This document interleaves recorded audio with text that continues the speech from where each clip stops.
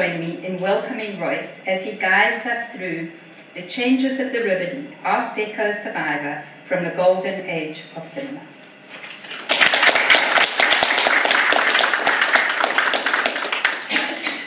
Thank you very much, Lauren. Very pleased to have this opportunity to talk about such a fantastic building as the Rivoli.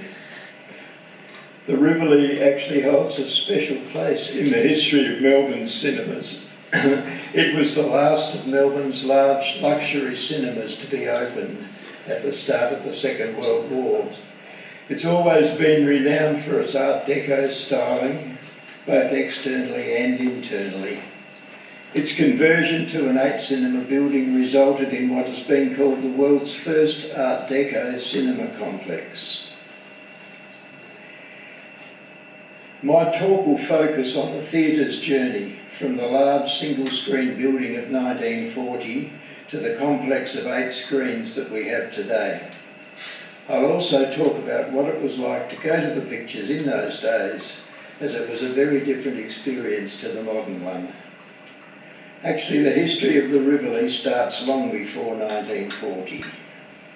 Robert McLeish was one of Melbourne's most enterprising cinema operators. He was born in 1883, and his singing in his church choir led to a career on the stage as a singer. He toured with many shows and appeared in the Melbourne Tivoli. In 1905, he released the Paran Town Hall and presented a mix of vaudeville and film 6 nights a week. He added 5 more town halls to his circuit.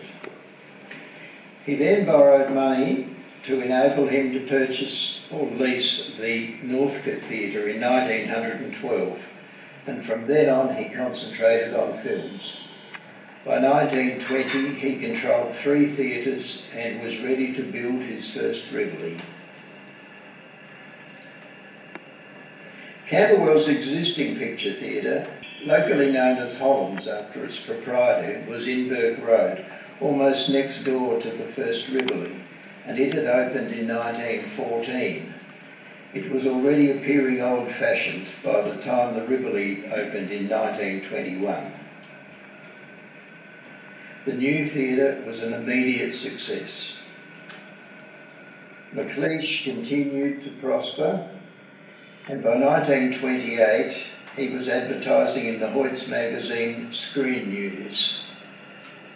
His chain at that time consisted of 5 theatres. You can see them on the top half of there. Interestingly, the Newmarket and the Rivoli original one are both gone. The Northcote is still there. The Austral in Collingwood has been a carpet warehouse for about 40 years, but it is very much on the way out now. It's under an order to have a complete demolition, but it's been stayed for a short time. And the Fairfield Theatre is the other one listed there, and that's actually has been the newsagent in the main street of Fairfield for quite some years, so some of those are still there.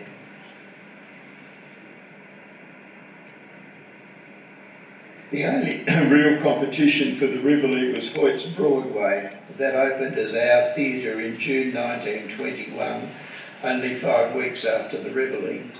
It was further up Burke Road on the same side, just north of the railway line, near the crest of the Camberwell Hill.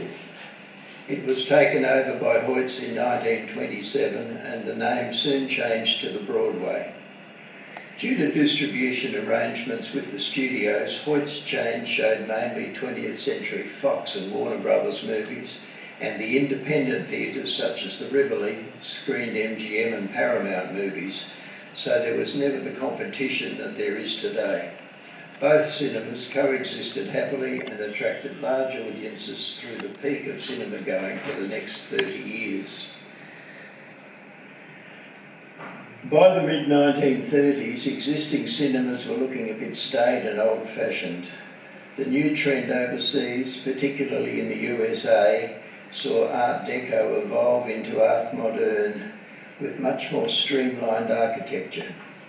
A series of cinemas were built in Melbourne in this style, mostly by Hoyts, from 1936. McLeish joined this trend when, in conjunction with Hoyt's theatres, he built the ultra-modern Regal Cinema in Hartwell at the intersection of Camberwell Road and Toorak Road. It opened in May 1937. It was a very imposing looking building on a corner site, which unfortunately doesn't survive today. By the late 1930s, McLeish's son Robert Jr. was also very involved in the business. In 1940, they were inspired by a surge in cinema attendances and decided to upgrade their presence in Camberwell with a building worthy of a city theatre. They engaged the architectural firm of H.B. Taylor and Solo, who had been responsible for 6 of Melbourne's most notable modern cinemas of the late 1930s. The Rivoli has usually been referred to as being in Camberwell, but the actual address is Camberwell Road, East Hawthorn. Early references also described its location as Upper Hawthorn, but its proximity to Camberwell Junction resulted in it usually being advertised as Camberwell, or sometimes Camberwell Junction. The new theatre opened with much fanfare on October the 12th, 1940. The Argus that day hailed it as the most modern picture theatre in the Commonwealth. The new Rivoli was probably the last theatre of its type to open in Melbourne. Australia had already been at war for more than a year and was soon to face huge shortages of labour and building materials, a position they didn't recover from until the early 1950s. The opening was well covered in the daily press and specialist publications such as the Architectural Magazine Building and RCA Photophone News Magazine that this page comes from. The photos at the bottom of the page are particularly interesting today. The photo on the right is quite different to how it is now, as the auditorium was split in two when the theatre was twinned in 1968, and I'll have more about that later. The size and shape of the screen also changed considerably with the introduction of CinemaScope in 1954. The wall on the photo in the left is actually as spectacular today as it was then. The theatre originally seated 1,004 patrons in the stalls and 640 in the dress circle upstairs, 304 of those in lounge chairs. For the openings of these great theatres in the late 30s, the owners produced quite elaborate programs, and we're lucky to have several in the CATHS archive. The program for the Rivoli describes the experience that would have been enjoyed by patrons in those days. There's a few things there which you don't see these days. They found it necessary to mention ventilation because air conditioning wasn't really well known in those days, so they particularly draw attention to the fact that it was well ventilated. Free parking, which has always been a problem. There was a bit of a park on the side of it. Deaf aids, I'm not quite sure what the deaf aid actually was, but they made a big point of saying that they were catering to the deaf people in the district. And a pram park. We don't see very many pram parks in theatres these days either. And the admissions prices are also interesting, totally out of touch with today, but a shilling was the cheapest one in the stalls, up to 2 and 3, where you got one of those lounge chairs that I mentioned before. The entrance foyer was particularly impressive. This always amuses me. I don't know how many people turned up dressed like that. Just about all of the programs for the theatres, the ladies were in evening dress and men even had tails, so I'm not quite sure about that. It is a very interesting theatre, and they had a terrazzo floor and a ticket box in the centre of the entrance. And the circular staircase you can see in the centre at the back, which is still a feature of the foyer for the Rivoli. Here's our well-dressed patrons sitting in front of that wall again. relaxing in their luxurious surroundings and armchair comfort. The opening program was typical of that time. Audiences were shown a newsreel and then a short, such as in this one, one of the Our Gang comedies, which had been very popular. They lasted for about 10 minutes. Then B-grade, second feature. After interval, there was a travelogue, followed by the main feature. The program always ended with the audience standing for the national anthem, God Save the King. The crying room was a special feature of most of the theatres of the late 30s, and that's very unusual too. It was soundproof, had about 20 seats, and Mother could still enjoy the theatre and the movie, and probably the rest of the audience may have been able to do it as well, because nobody could hear the little darlings. And the matinees were extremely popular at the time too. They usually showed cartoons, westerns or adventure films, and a serial with a cliffhanger ending which had the kiddies coming back next week to see whether the heroine survived, which she usually did. The spacious roof garden was a feature of the Rivoli. It opened off the circle foyer through a series of double doors, a pool and a tall illuminated fountain with the central features of the roof garden. Once again, the men are extremely overdressed in their tails, standing out in the cold night air in Camberwell. The roof garden is still there, and it is open again now as well. It opens off in the new part of the theatre. The next photos were taken at the time of opening, and they were published in a Rivoli calendar in 1996. It's interesting to compare them with the images in the opening program. This was there's it from that calendar.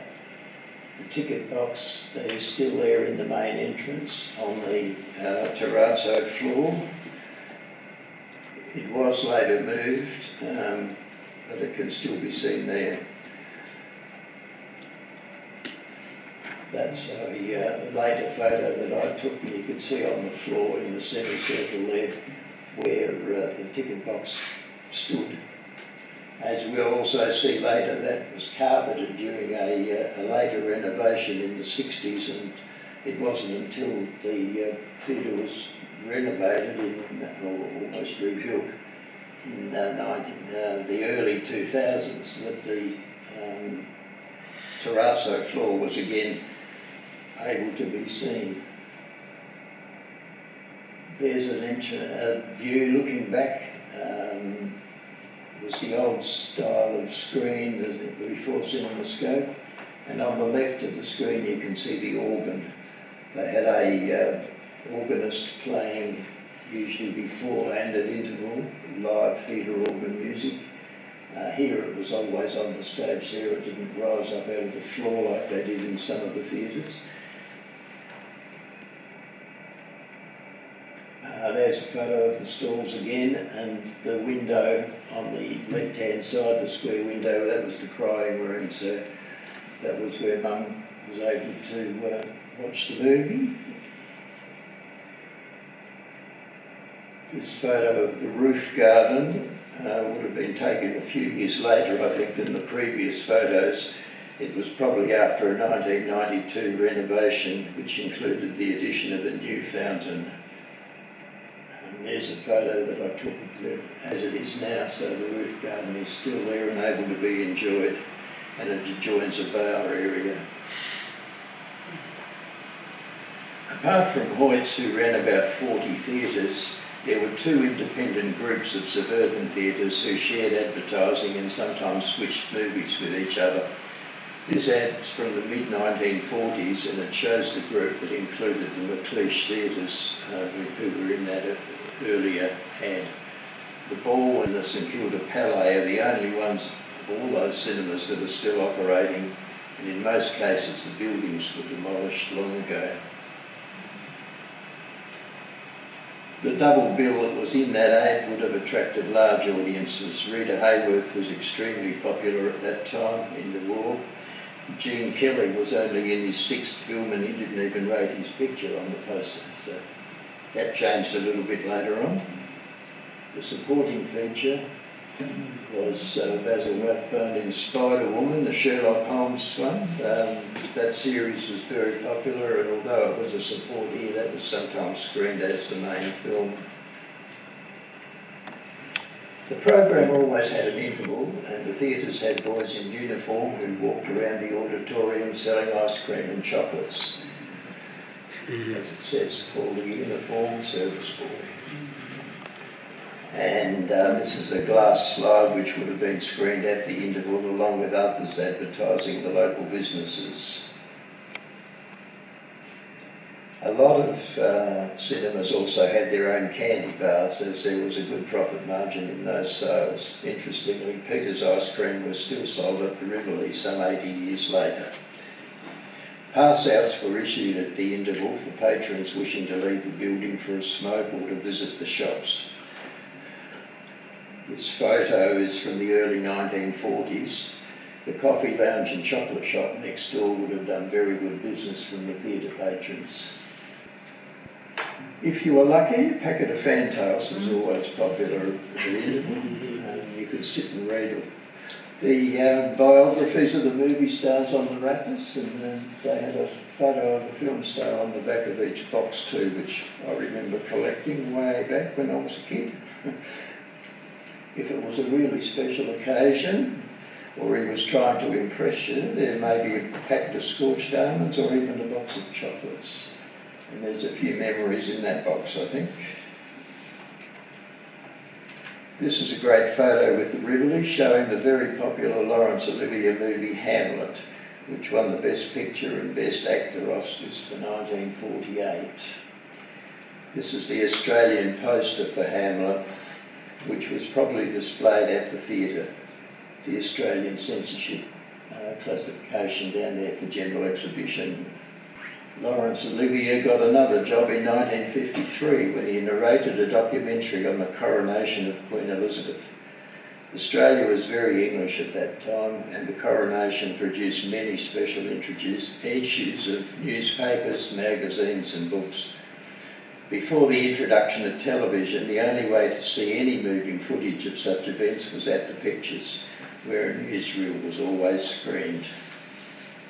This film had an exclusive release at the State Theatre in the city. The suburbs were then able to show it too on a strictly limited basis. The first part of this suburban listing shows that the first theatres to show it exclusively and simultaneously with the Melbourne State were Balwyn, Kew, Glenferrie and Ivanhoe. They were also showing it at a special matinee every day, which was due to unprecedented interest. Usually the matinees were maybe midweek and on Saturdays. During the 1950s, cinemas in the Rivoli's independent group issued small monthly booklets. They detailed all the programs for the month. In 1954, widescreen CinemaScope was installed. Rosemarie was MGM's first CinemaScope musical. It did record business around Australia, opening in June. Anyone who grew up in suburban Melbourne in the 40s and 50s would have attended the Saturday matinee at their suburban theatre. The picture in the opening program illustrated the importance of the matinee in the weekly schedule. This advertising is from a late 1950s paper, and it seems to feature a lot of cartoons. In earlier times there was usually a western such as Hopalong Cassidy, but these had all transferred to television by this time. The Australian movie Smiley Gets a Gun always makes me smile. I don't think you'd get away with advertising that these days. No one thought to take a photo outside the Rivoli in the 1950s and send it to me, but this was the scene at Hampton, which is exactly the same as seen in Saturday afternoon all over Melbourne. Now, unfortunately, the good times of the mid-1950s weren't to last much longer. Television arrived in 1956 and had a dramatic and almost immediate effect on Melbourne's cinema industry. Suburban cinemas had recorded a drastic decline in about 2 years, and in 1960 their number had fallen from 127 to 67. Many more of those closed in the next couple of years. In 1961, Melbourne households had more than 400,000 television sets. By 1970, Melbourne only had 44 cinemas in the suburbs. This ad from 1968 illustrates this. The independent cinema listings we saw earlier had shrunk to 5 theatres up in the top corner there under regional. Hoyts, which had more than 40 theatres in the suburbs, was reduced to 5 indoors in addition to their drive-ins. Interestingly, Camberwell remained an area which could still sustain its 2 theatres. My Fair Lady was still doing good business at the Rivoli in 70mm on stereophonic sound, and up the hill the Broadway was also attracting good audiences. That continued to do so until 1979, when Hoyts decided to close all their remaining suburban theatres. Village Roadshow purchased a half share in the Rivoli in 1968. This photo from soon after that date shows the village name in that at the top of that horizontal sign.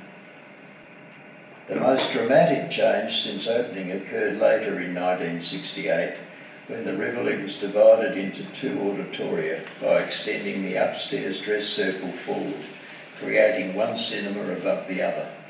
The twin cinemas opened on December 26th in 1968. Cinema 1 seated 732 and Cinema 2 seated 450. This was the opening program. The choice of movie is interesting. In keeping with the art house theme which they had been moving towards through the 60s to differentiate them from the chains, they had a French feature in the smaller cinema and a Russian production of War and Peace in Cinema 1. This ran for 6.5 hours and was screened as 2 separate films. The theatre then was known as the Rivoli Twin. There's the foyer. The renovation involved carpeting the foyer and the stairs. Somehow I think it loses quite a bit of its look without that terrazzo floor, but that has come back. In 1981, Village bought the remaining 50% share of the theatre from the McLeish family, and they continue to run it today. In 1982 and again in 1994, they attempted to add further cinemas, but the applications were refused by council, mainly due to insufficient car parking. Then we got really dramatic. In 1999, Village announced a $14 million expansion to add 6 more screens. It closed in April of that year and was set to reopen in December, but construction dragged on until May 2000. The wait proved worthwhile and the enlarged cinema was well received. The new 3-storey extension housed 4 new cinemas seating between 82 and 262 seats. The extension was very cleverly designed so as not to overpower the original building but to complement it. And the brochures that they put out at the time showed how proud they were of their new theatre. Once again, the circular wall decoration features in all their advertising. That's the ad for the opening of the new theatre. And they got much publicity for that.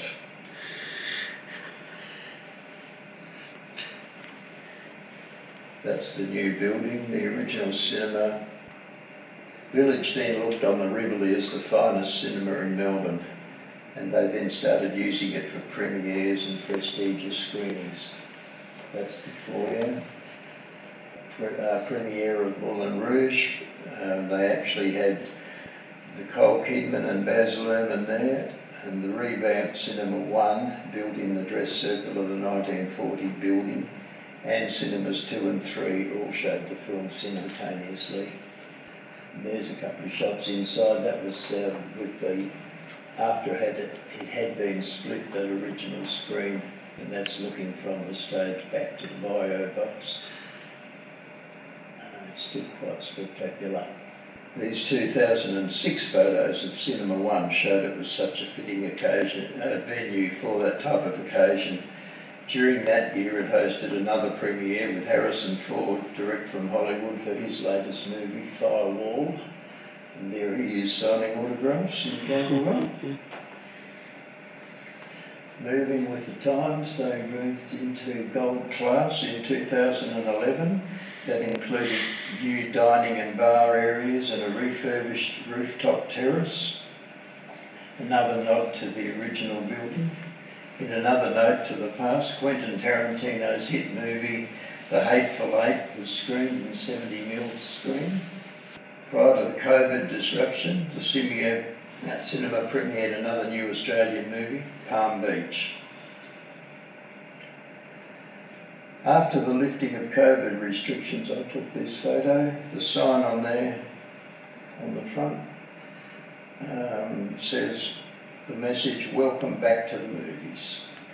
It certainly proves that the current modern Rivoli sits perfectly in the Camberwell streetscape, and the art modern building of 1940 has continued to amaze subsequent generations. Only 3 weeks ago it was the venue for the Melbourne premiere of the latest big hit, Barbie. So now it's time to call the boy and enjoy a hygienic bucket of Peters. Or if you can't find him, please enjoy a cup of coffee with us.